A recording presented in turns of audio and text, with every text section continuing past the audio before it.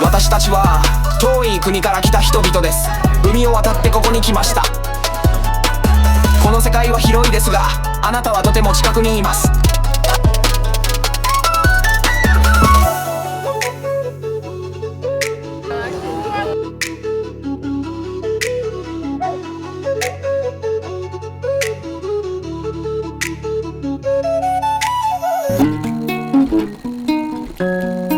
Hey guys! You should do it. You have to do it at the same time. Hey guys! Welcome back to this week's vlog. There's so much cool stories that we're going to be sharing with you with this new vlog because we are going to Japan. Just a quick recap. On our last video, we talked about Bali and our experience there, staying there for a month with a baby.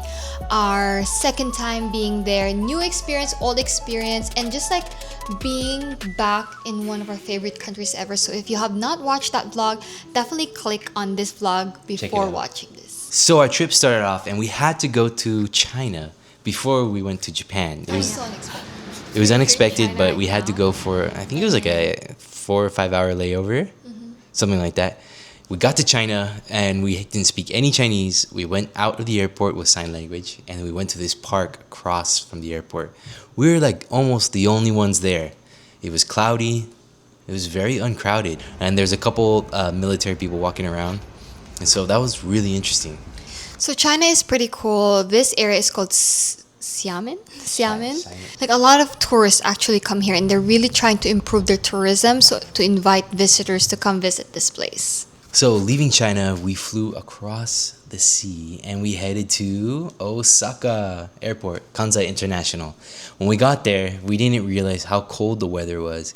As we got off the plane, we walked outside. First, we had to get some grub. It was late at night. And we ate and we jumped on the train.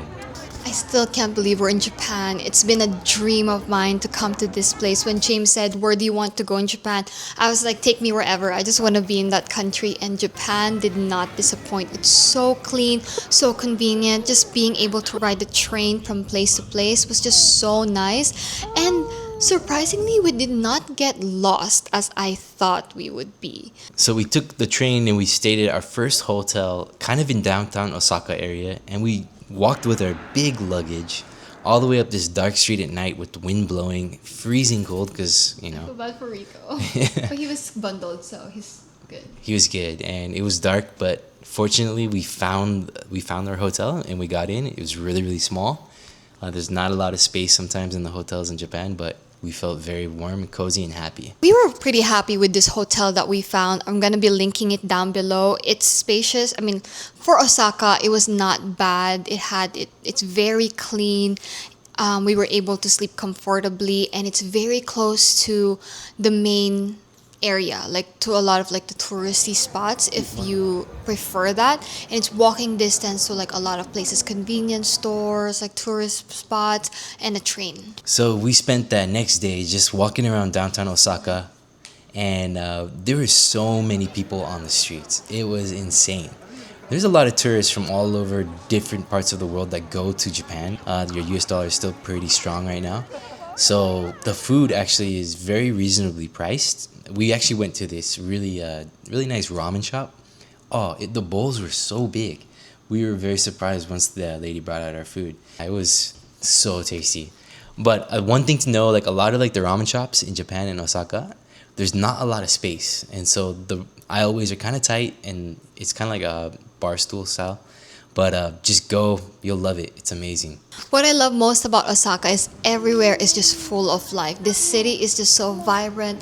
There's so much options for food, so much things to see. We were able to go to the Osaka Castle, which was such a zen, peaceful area where you get to admire like these big castles. The walk was not bad. We all actually had like about 80,000 steps that day. So it was pretty cool. And then nighttime came. The city is just full of life.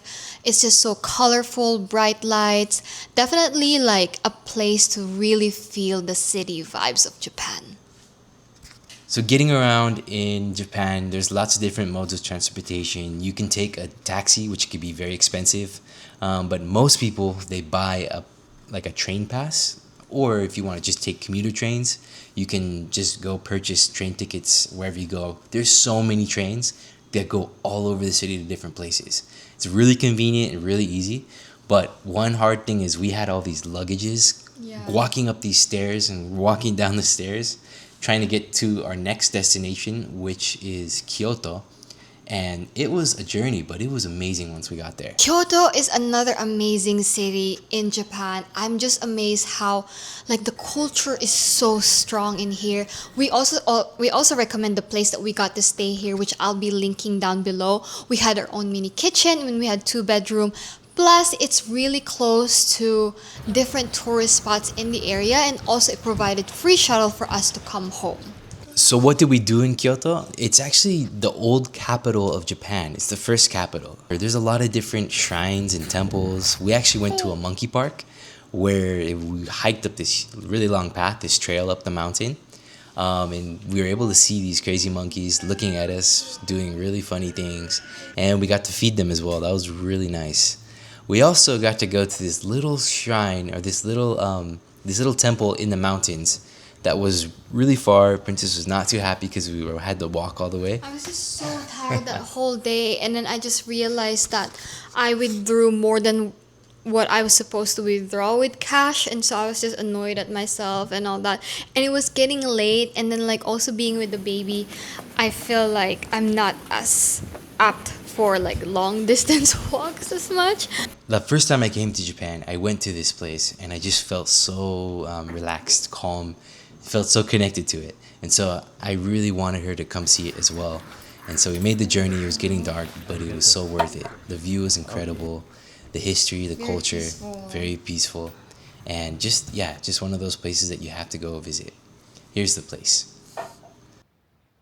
Yeah, so it was just so nice to come to Japan because I got to see like one of my best friends from college. She was one of our bridesmaids from our wedding. She now lives in there, and it was just so nice to be invited in a Japanese home. We were also able to see some of our friends here in Hawaii, and they were able to show us around, and we got to hike this really beautiful, nice hike with a waterfall in the end. So shout out to these friends. Thank you so much for entertaining us. Okay, so when it comes to advice for Japan, this is only my first time, and coming there with the baby, I would say less is more, especially with luggages, because your mode of transportation will most likely be the train unless you're willing to spend a lot of money on Ubers or taxi. But yeah, we were just like moving around with so much luggages, especially from moving to cities and also coming back to the airport. Did not look forward to that. James was struggling so much. I was struggling. And then there's also sometimes when we could not find the elevator and we just want to get done with it because the stairs is right there. So that's my first tip.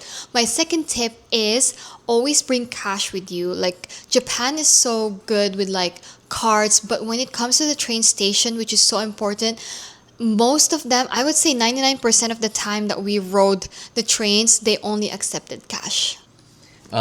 Bring good walking shoes, I would say, and also try to bring a translation app. It might come in handy. Something that supports Japanese language for wherever you are. We definitely use Google Maps, and we use some translation to kind of figure things out. It's really useful. Other than that, you're gonna love Japan. It's a place that will change your whole perspective of this world, and it will give you greater appreciation for who you are and what you will become in the future. We hope you enjoyed our Japan vlog as much as we did when we were there. We cannot wait to come back. Japan definitely did not disappoint. We are so excited to share where we're gonna go next time. It's gonna be a land of sun and sand.